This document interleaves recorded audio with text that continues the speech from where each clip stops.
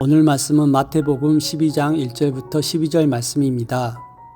헤롯 왕 때에 예수께서 유대 베들레헴에서 나심에 동방으로부터 박사들이 예루살렘에 이르러 말하되 유대인은 왕으로 나신 이가 어디 계시냐? 우리가 동방에서 그의 별을 보고 그에게 경배하러 왔노라 하니 헤롯 왕과 온 예루살렘이 듣고 소동한지라. 왕이 모든 대제사장과 백성의 서기관들을 모아 그리스도가 어디서 나겠느냐 물으니 이르되 유대 베들레헴이 오니 이는 선지자로 이렇게 기록된 바 또 유대 땅 베들레헴아 너는 유대 고을 중에서 가장 적지 아니하도다. 너기서 한 다스린 자가 나와서 내 백성 이스라엘의 목자가 되리라 하였음이니이다. 이에 헤롯이 가만히 박사들을 불러 별이 나타날 때를 자세히 묻고 베들레헴으로 보내며 이르되 가서 아기에 대하여 자세히 알아보고 찾거든 내게 고하여 나도 가서 그에게 경배하게 하라. 박사들이 왕의 말을 듣고 갈새 동방에서 보던 그 별이 문득 앞서 인도하여 가다가 아기 있는 곳 위에 머물러 서 있는지라. 그들이 별을 보고 매우 크게 기뻐하더라.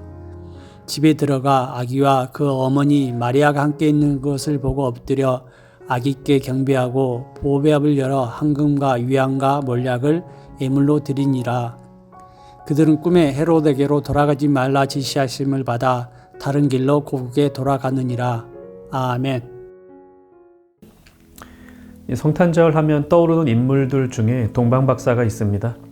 우리에게 익숙한 동방박사는 3명입니다.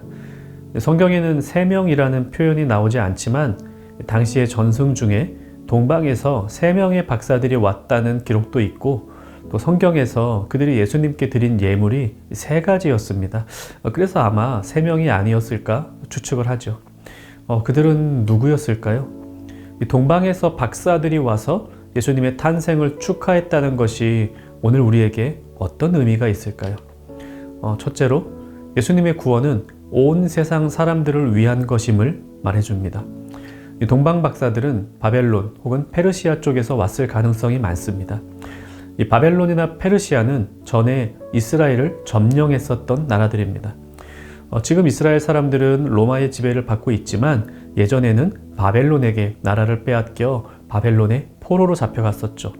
그리고 이후에는 페르시아의 지배를 받으며 페르시아의 고레스 황제 때에 그 포로들이 다시 예루살렘으로 돌아왔습니다. 추측하건대 동방에서 온 박사들이 바벨론과 페르시아 쪽에서 온 사람들이라면 그들은 그 옛날 이스라엘 사람들이 포로로 잡혀갔었던 바로 그 길, 또 이스라엘 사람들이 포로에서부터 돌아오던 바로 그 길을 통해서 예수님께 왔을 것입니다. 하나님의 백성이었던 이스라엘이 하나님의 뜻에 따라 포로로 가기도 하고 또 포로에서 귀환하며 걸었던 그 길을 이제는 동방에서 온 박사들이 예수님을 만나기 위해 걸어온 것입니다. 이스라엘 민족뿐 아니라 이방인들도 하나님이 예비하신 길에 따라 예수님께 왔다는 사실, 이 사실이 동방에서 박사들이 온 것의 첫 번째 의미입니다. 예수님의 오심은 유대인들만 위한 것이 아니라 온 세상 사람들을 위함입니다. 둘째로 예수님께 선물을 드려야 함을 보여줍니다. 동방의 박사들은 선물을 가지고 왔습니다. 엎드려 아기께 경배하고 보배합을 열어 황금과 유향과 몰약을 예물로 드리니라. 이 황금과 유향과 몰약은 한마디로 귀한 것들입니다.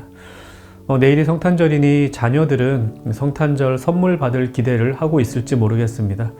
부모님들은 올해 성탄절에는 무슨 선물을 주어야 하나 고민 많으시죠? 또 성탄절에는 왜 그렇게 교회에서 선물 교환하는 행사를 많이 하는지요? 성탄절에 서로 간에 선물을 주고받는 것 의미 있고 재미난 일입니다. 하지만 성탄절의 주인공이 예수님이라는 것을 기억한다면 성탄절에 선물 받을 분은 오직 예수님이시다라는 사실도 꼭 기억해야 하겠습니다.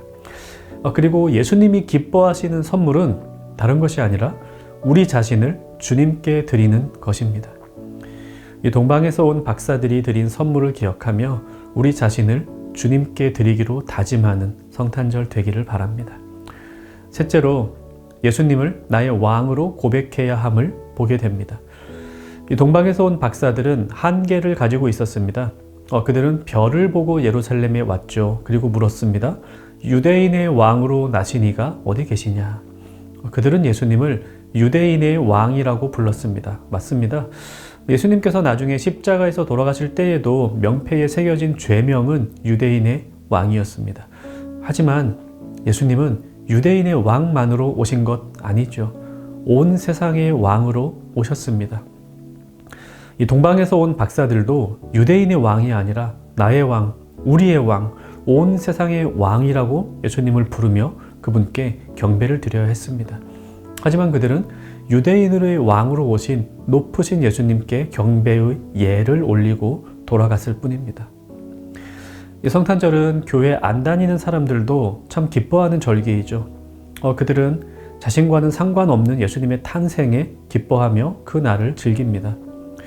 세상 모든 사람들이 예수님을 그저 사랑의 아이콘 정도로 여기는 것이 아니라 나의 구주, 나의 왕으로 여기면 좋겠습니다. 이미 예수님을 왕으로 모신 우리는 그런 성탄절이 되기를 기도하며 같이 바랍시다. 말씀 생각하며 기도합시다. 온 세상을 향한 하나님의 구원이 이웃에게 퍼지는 성탄절 되기를 기도합시다. 또 나 자신을 주님께 드리며 하나님 나라 위한 헌신을 다짐하는 그런 성탄절 되기를 기도합시다. 기쁜 마음으로 성탄을 맞이하는 청년가족 되시기를 바랍니다.